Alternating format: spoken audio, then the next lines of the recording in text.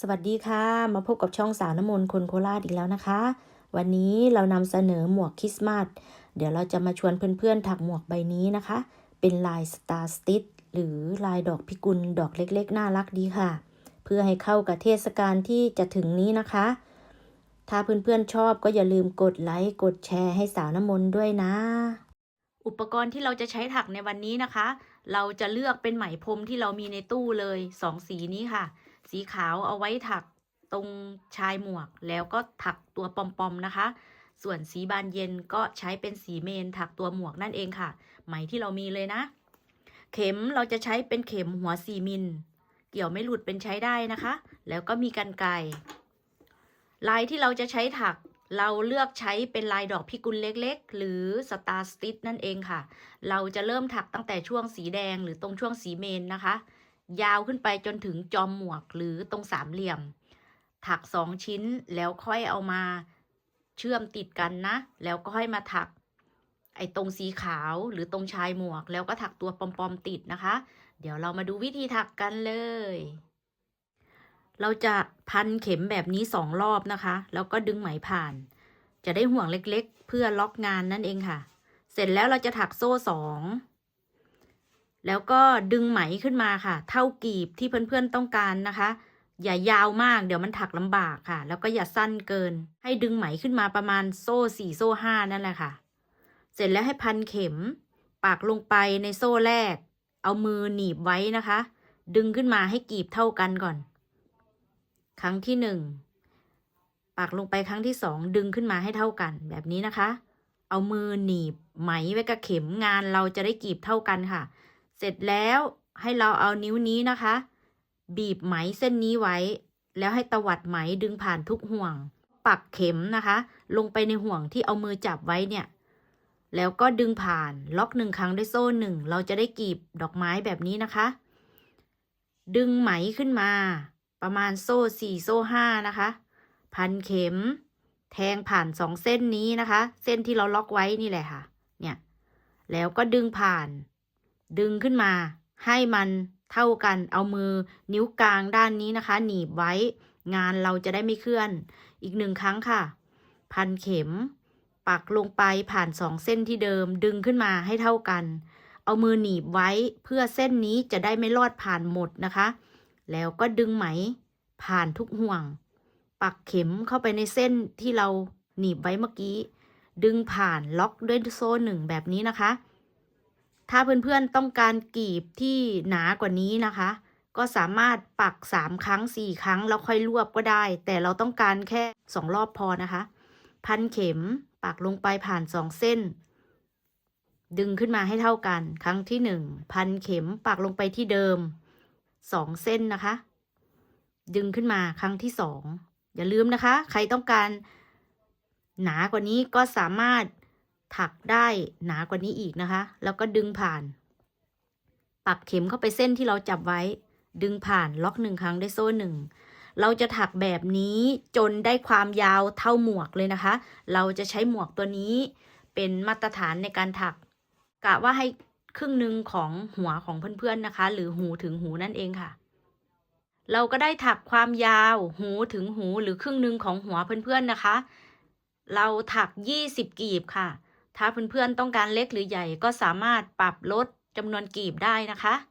เสร็จแล้วเราจะถักแถวที่2ย้อนกลับมาจนสุดแถวฝั่งนี้ค่ะเราจะถักกีบแรกขึ้นมานะคะพันเข็มปักลงไปผ่าน2 เส้นที่เราล็อกงานนี่นะคะดึงขึ้นมาให้เท่ากันครั้งที่1พันเข็มปักลงไปที่เดิมดึงขึ้นมาครั้งที่2แล้วเอามือเราหนีบไว้ด้วยนะคะเสร็จแล้วเราจะถักกีบที่2โดยพันเข็มปักลงไปในป้องหรือในข้องานต่อไปเลยนะคะเราจะเรียกว่าจุดข้องานหรือจุดเกสรนั่นเองนะคะครั้งที่1เอามือหนีบไว้นะคะแล้วก็พันเข็มปักลงไปครั้งที่2ดึงขึ้นมาเสร็จแล้วให้เอามือจับไว้แบบนี้นะคะตรงโคนนี้เพื่อเส้นนี้จะได้ไม่ดึงเข้าไปในนี้หมดนะคะดึงผ่านทุกเส้นปักเข็มลงไปในเส้นที่เราเอามือจับไว้ล็อกโซ่1เราจะขึ้นงานลักษณะ2 กีบรวบพร้อมกันนะคะต่อไปจนสุดแถวเราก็จะถัก3 กีบรวบ กีบที่1ลงในนี้กีบที่2กีบที่3แล้วก็รวบพร้อมกันนะคะดึงไหมขึ้นมาพันเข็มลงไปในนี้ค่ะครั้งที่1ครั้งที่2เอามือบีบไว้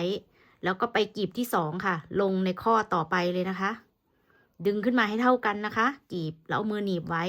ครั้งที่1ครั้งที่2ดึงขึ้นมากีบที่3ค่ะดึงขึ้นมา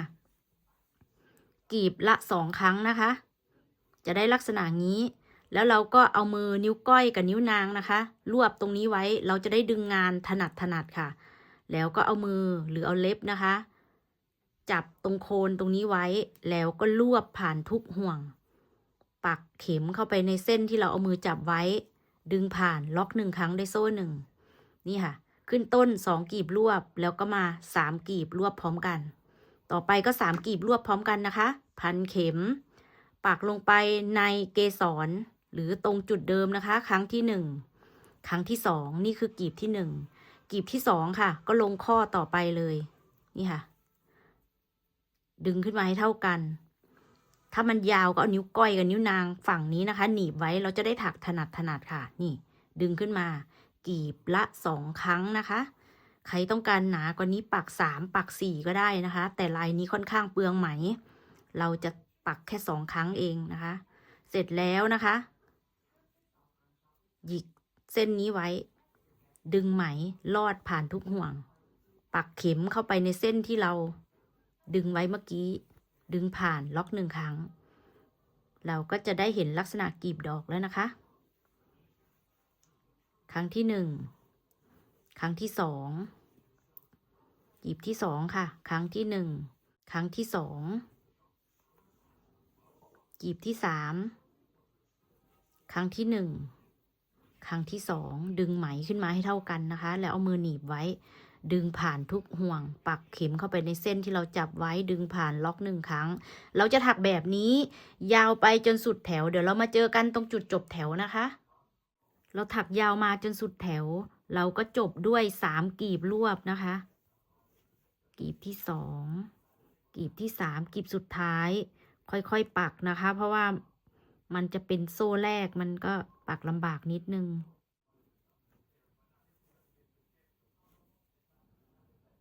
นี่ค่ะกลีบที่3เสร็จแล้วก็เอามือจับไว้แล้วก็รวบไหมผ่านทุกห่วงเลยล็อก1ครั้งเข้าไปในเส้นที่เราจับไว้ดึงผ่านโซ่1เราขึ้นงานด้วย2กลีบรวบจบด้วย3กลีบรวบทีนี้ก็พลิกงานค่ะในแถวต่อไปแถวที่3เราก็จะขึ้นต้นเหมือนเดิมนะคะเหมือนกับฝั่งนี้ก็คือ2กลีบรวบค่ะดึงไหมขึ้นมาปักลงไปในเกสรนะคะครั้งที่1ครั้งที่2นี่คือกลีบที่1พันเข็มไปกลีบที่2เลยค่ะดึงขึ้นมาให้เท่ากันเอามือจับไว้ครั้งที่1ครั้งที่2เราได้2กลีบเอามือหนีบไว้แล้วก็ดึงไหมผ่านทุกห่วงปักเข็มเข้าไปในเส้นที่เราจับไว้ดึงผ่านล็อก1ครั้ง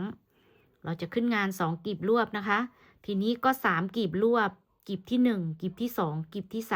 3ดึงไหมขึ้นมาปักเข้าไปในเกสรเมื่อกี้ครั้งที่1ครั้งที่2พันเข็มไปต่อกลีบที่2เลยค่ะดึงขึ้นมาให้เท่ากันเอามือหนีบไว้นะคะกลีบเราจะได้เสมอกันเราได้ครบ3กลีบหนีบไว้ค่ะมันจะได้ถักง่ายๆนี่ดึงผ่านปักเข็มเข้าไปล็อก1ครั้งอีก1ครั้งนะคะกลีบที่1พันเข็มกลีบละ2ครั้งนะคะ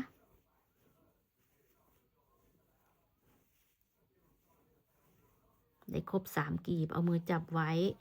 เอานิ้วก้อยนิ้วนางหนีบตรงนี้ไว้แล้วก็จะดึงง่ายนะคะปักเข็มเข้าไปในเส้นที่เราจับไว้ดึงผ่านล็อก1ครั้งนี่ค่ะงานของเราก็จะเริ่มสโลปเข้ามานะคะหรือลดหลักลดดอกนั่นเองค่ะถักไปจนถึงสุดแถวฝั่งนี้เราถักยาวมาจนสุดแถวอีกครั้งนะคะก็จบด้วย3กลีบรวบเหมือนเดิมครั้งที่2กลีบที่3ก็ปักลงไปนี่นะคะได้ครบ3กลีบรวบปักเข็มเข้าไปเส้นที่เราจับไว้ดึงผ่านล็อก1ครั้ง นี่นะคะงานด้านนี้ก็จะสลบเข้ามาด้านนี้ก็จะสลบเข้ามาในแถวต่อไปก็ถักเหมือนเดิมค่ะพลิกงานเราก็จะขึ้นงานเหมือนเดิมนะคะด้วย2กีบแล้วก็รวบขึ้นงาน2กีบรวบพร้อมกันจบงานด้วย3กีบรวบนะคะให้ถักสลับกันแบบนี้พลิกกลับไปกลับมาจนกว่าเราจะได้ไอยอดสามเหลี่ยมนะคะหรือตรงจอมหมวกนั่นเองให้เพื่อนๆถักแบบนี้นะคะไปเรื่อยๆจนถึงยอดจอมสามเหลี่ยมเดี๋ยวเรามาเจอกันตรงจุดยอดสามเหลี่ยมนะคะ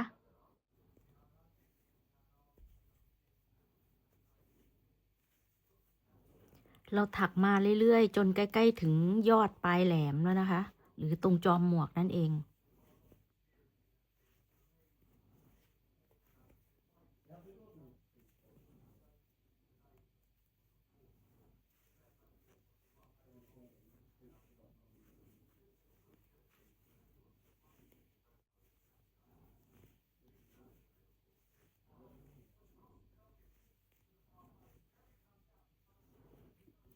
พลิกงาน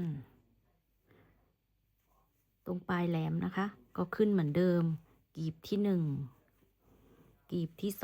2รวบล็อกด้วยโซ่1จบด้วย3กีบรวบกีบที่1กีบที่2กีบที่3แล้วก็รวบปักเข็มเข้าไปดึงผ่านล็อก1ครั้งพลิกงานทีนี้บนยอดนี้นะคะเราก็ปักลงไปกีบที่1ตรงนี้กีบที่2ลงไปตรงริมได้2กีบรวบปักเข็มเข้าไปดึงผ่านล็อก1ครั้งนี่นะคะเราก็จะได้ไอ้สามเหลี่ยมลักษณะนี้ค่ะก็ตัด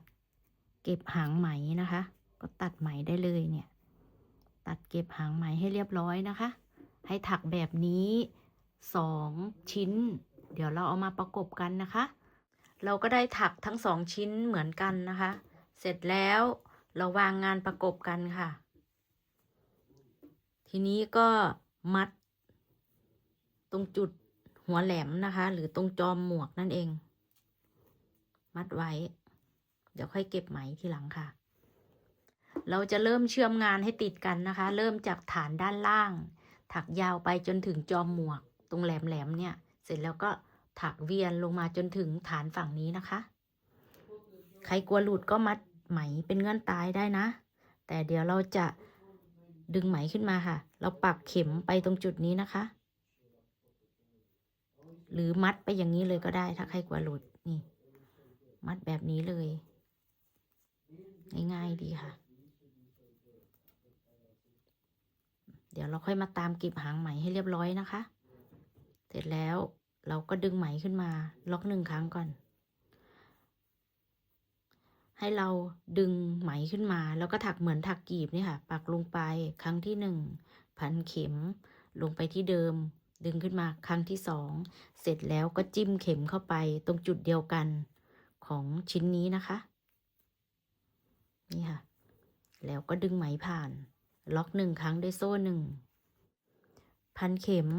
ปักลงในเกสรของดอกถัดมาดึงขึ้นมาครั้งที่1ครั้งที่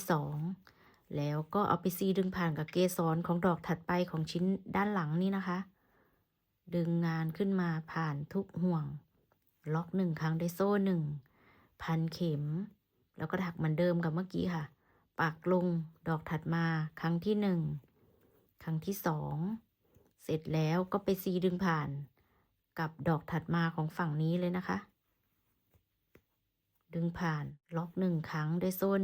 1นี่ค่ะเราจะถักแบบนี้ไปจนถึงจุดสามเหลี่ยมเลยนะ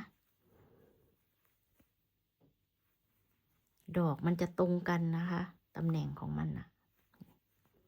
2ครั้งเสร็จแล้วก็ไปดึงผ่านกับดอกด้านหลังนี่ค่ะให้ถักแบบนี้ยาวไปจนถึงจุดสามเหลี่ยมนะถักมาจนถึงจอมหมวกนะคะเราก็ค่อยๆถัก มันก็จะถักยากนิดนึงนะคะ ดึงไหมขึ้นมาเสร็จแล้วก็ไปจิ้มไอ้ตรงจอมหมวกตรงจุดสามเหลี่ยมของฝั่งโน้นไอ้หางไหมนี่พยายามเอาไว้ด้านในนะคะเพื่อนๆเดี๋ยวเวลานั้นเราค่อยตามเก็บให้เรียบร้อยล็อก1 ครั้งทีนี้ก็จิ้มเข้าไปตรงจุดสามเหลี่ยมฝั่งนี้นี่พยายามเอาอันนี้ยัดไว้ด้านในนี่ค่ะไปจิ้ม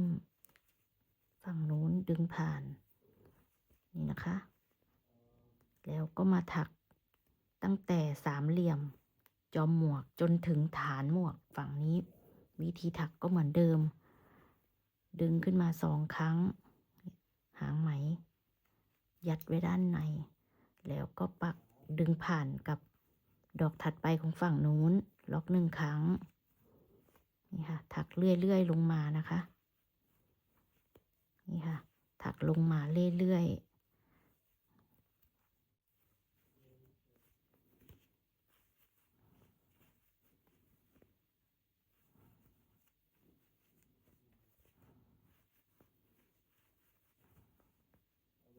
นี่ค่ะ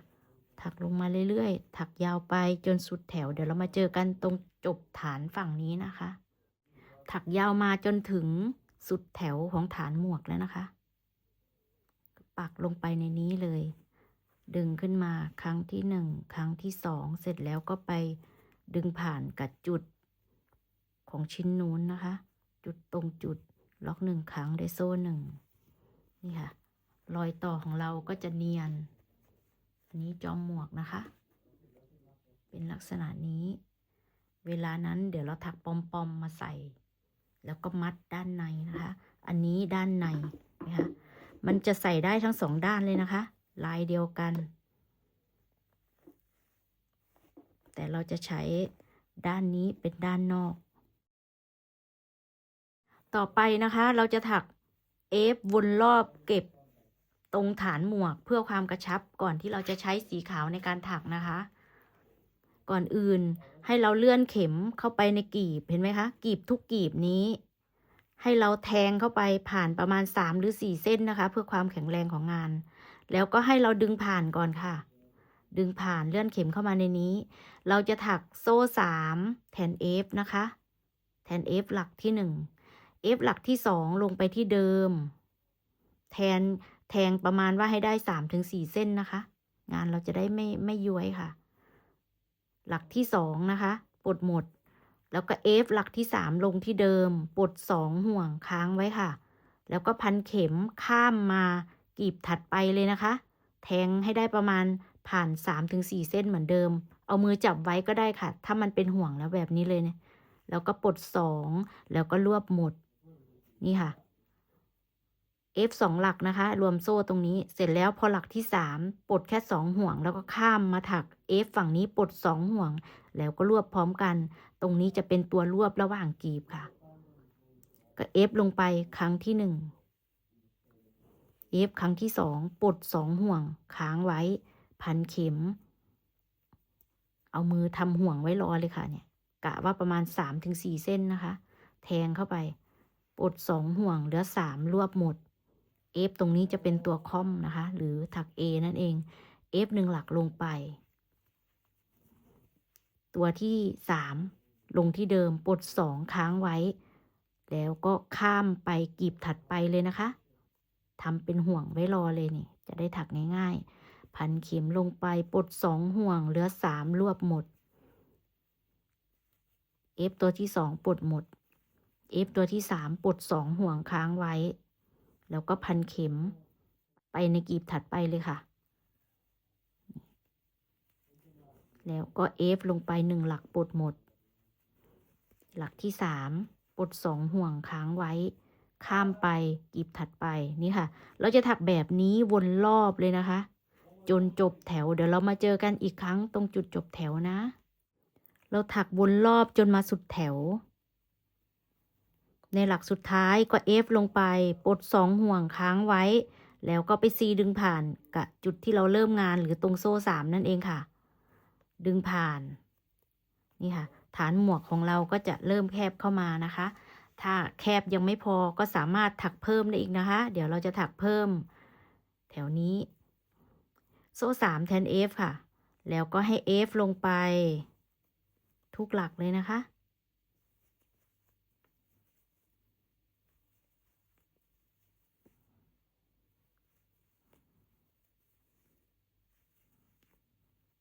เพื่อนๆจะถักแบบนี้2-3แถวก็แล้วแต่นะแต่เดี๋ยวเราจะถัก2แถวแบบนี้พอนะคะนี่ค่ะถัก F ลงในทุกหลักวนรอบจนจบแถว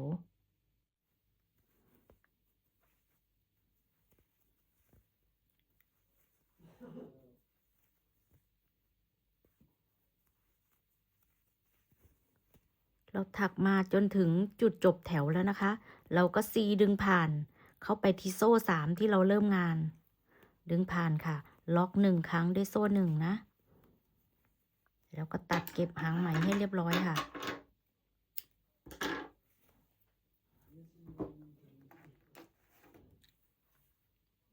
ใช้เข็มหัวเล็กในการช่วยซ่อนหางไหมได้นะคะหรือใช้เข็มสอยเย็บกลับไปกลับมาค่ะแล้วหางไหมเนี่ยก็เก็บไว้ในด้านในเดี๋ยวเรามาเก็บให้เรียบร้อยนะคะเสร็จแล้วนะคะเราจะถักสีขาวเป็นตรงช่วงปลายสุดของหมวกนั่นเองค่ะความยาวหรือความกว้างก็ประมาณนี้นะคะพอดีเราจะถักไปที่ด้านข้างดึงไหมขึ้นมาใครกลัวหลุดก็มัดเป็นเงื่อนตายได้นะเราจะล็อกแบบนี้ค่ะถักโซ่3ดึงหางไหมขึ้นมาด้วยงานเราก็ไม่หลุดแล้วนะแล้วเราก็จะถัก F ลงในทุกหลักค่ะ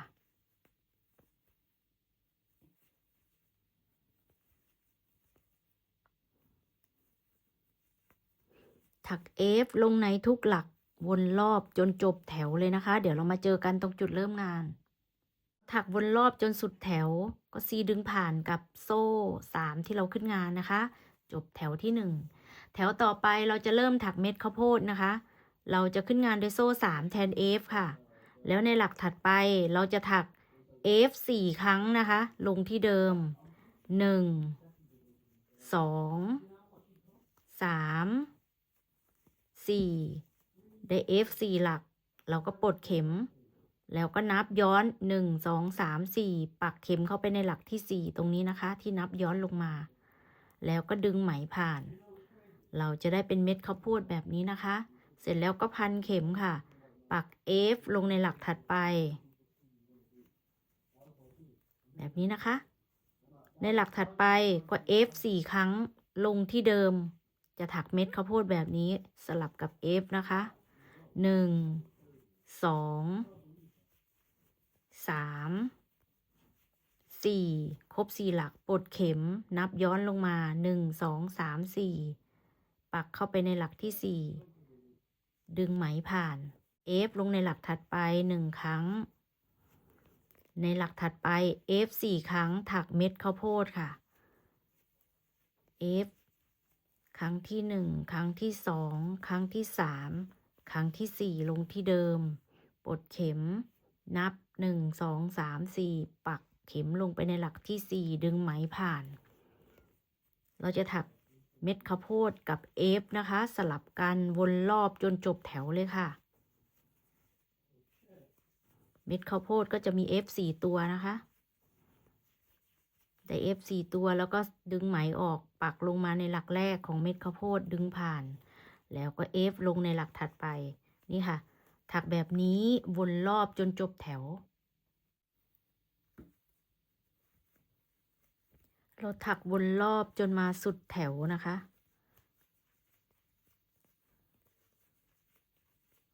ถักเม็ดข้าวโพดเม็ดสุดท้ายเสร็จแล้วก็ซีดึงผ่านกับโซ่3ที่เราขึ้นงานนะคะ1 2 3อยู่ตรงนี้หรือปักเข้าไปในนี้เลยก็ได้ไม่ต้องซีเรียสค่ะเราก็จะได้เม็ดข้าวโพดรอบปลายหมวกของเรานะคะทีนี้นะคะแถวต่อไปเราก็จะถักเหมือนเดิมค่ะเพียงแค่ว่าเม็ดข้าวโพดมันจะลงสับหว่างหรือ F 4หลักลงในหลักที่เราปักระหว่าง เม็ดข้าวโพดเม็ดที่แล้วนั่นเองค่ะ เม็ดแรกเราก็จะถักโซ่3แทน F หลักที่1นะคะขึ้นตรงนี้เลยแล้วก็ F ลงไปที่เดิมอีก3ครั้งรวมโซ่ก็เป็น F 4หลักค่ะ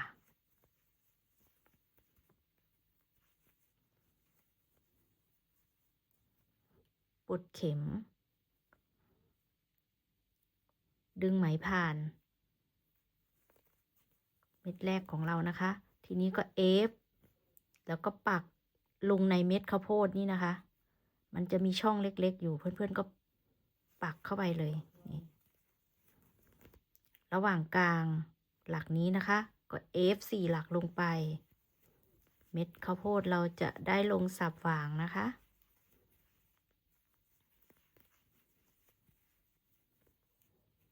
F 4หลักปลดเข็มดึงผ่านแล้วก็ F ลงในเม็ดข้าวโพดนะคะจะมีช่องเล็กๆอยู่นี่ค่ะเม็ดต่อไปก็ F 4หลักลงใน F แถวที่แล้ว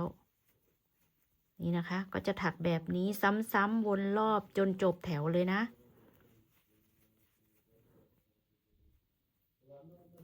เพื่อนๆสามารถถัก3-4แถวก็ได้นะคะแต่เดี๋ยวเราจะถักประมาณ4แถวพอนะคะอันนี้เพื่อนๆพอได้เม็ดสุดท้ายแล้วก็มา F เสร็จแล้วก็ซีดึงผ่านกับตรงนี้แล้วก็ขึ้นแถวต่อไปก็จะตรงกับแถวแรกนะคะส่วนความยาวก็ตามต้องการอย่างที่บอกแต่เราจะถัก4แถวนะคะเราได้ถักริมหมวกเสร็จเป็นที่เรียบร้อยแล้วนะคะเราถัก4แถวค่ะใครต้องการหนากว่านี้สามารถถักเพิ่มได้นะเสร็จแล้วก็มาซีดึงผ่านกับจุดเริ่มงานแล้วก็เก็บหางไหมให้เรียบร้อยค่ะด้านนอกก็จะเป็นเม็ดข้าวโพดด้านในก็จะเป็นลักษณะนี้นะคะต่อไปขั้นตอนสุดท้ายเราจะมาถักตัวปอมๆกันนะคะลักษณะนี้กลมๆตัวนี้เอามาติดตรงจอมหมวกนั่นเองค่ะลักษณะเดียวกันแล้วก็ขนาดเราจะเอาตามนี้เลยนะคะประมาณฝ่ามือของเรานี่แหละค่ะถ้าใครไม่อยากใช้ฝ่ามือ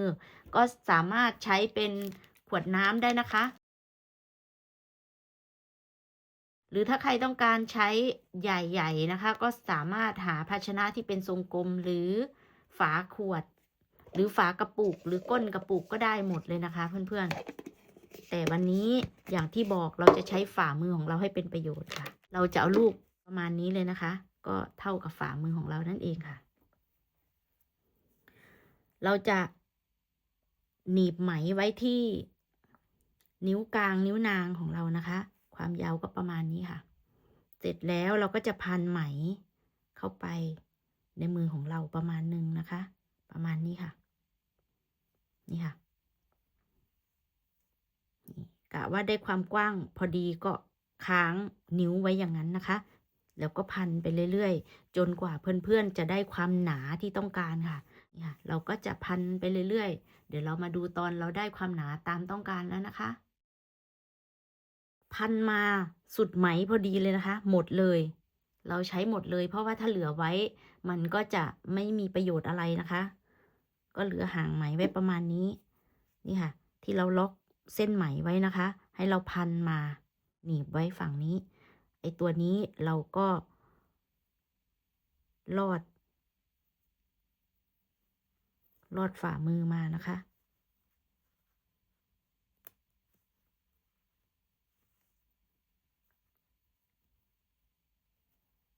นี่ค่ะเราก็จะให้มันมัดติดกันนั่นเองนะคะนี่เราก็ค่อยๆล็อกงานค่ะใช้ความสามารถของตัวเองเลยนะคะดึงไหมไว้พอไม่ให้มันหลุดนะคะลักษณะนี้เสร็จแล้วค่อยๆดึงมือเราออกค่ะค่อยๆปลดออก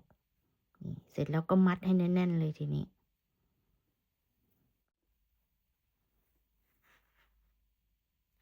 มัดแน่นพอประมาณนึงนะคะเสร็จแล้วก็ใช้กรรไกรตัดออกค่ะตัดทีละด้านนะ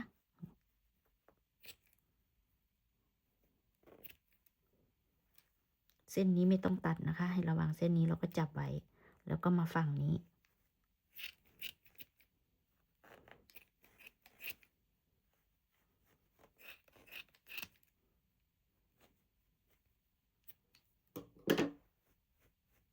นี่ค่ะแล้วเราก็จะตกแต่งให้มันเป็นทรงกลมนะคะ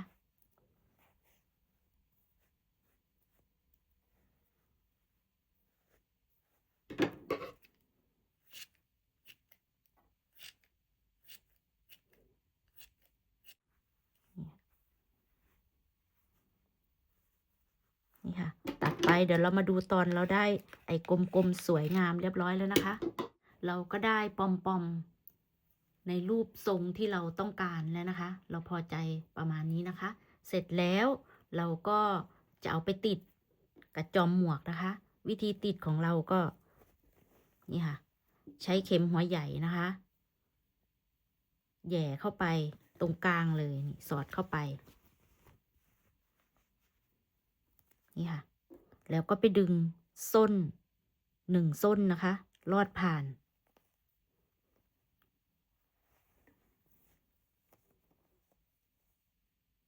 นี่ค่ะลอดผ่านมาด้านล่างแล้วก็อีกเส้นหนึ่งนะคะกะว่าให้มันล็อกกันค่ะเนี่ยข้ามดอกนี้มานี่ข้ามฝั่งกีบมานั่นเองค่ะนี่ค่ะแล้วก็ดึงส้นอีก1 ส้นมาลอดผ่านนี่นะคะได้2 เส้นก็มัดเลยทีนี้กะว่าให้มันอยู่ตรงจอมหมวก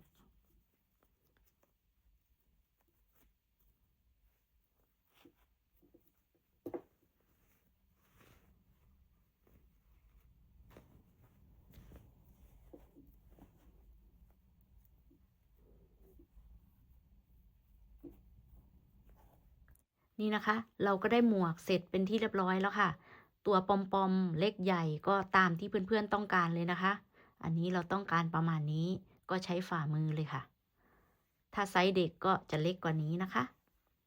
สำหรับคลิปนี้ถ้าเพื่อนๆชอบก็อย่าลืมกดไลค์กดแชร์ไปให้คนอื่นได้เห็นด้วยนะคะแล้วก็อย่าลืมกดติดตามให้สาวน้ำมนต์ด้วยนะไว้เจอกันใหม่ในคลิปต่อไปสำหรับคลิปนี้สวัสดีค่ะ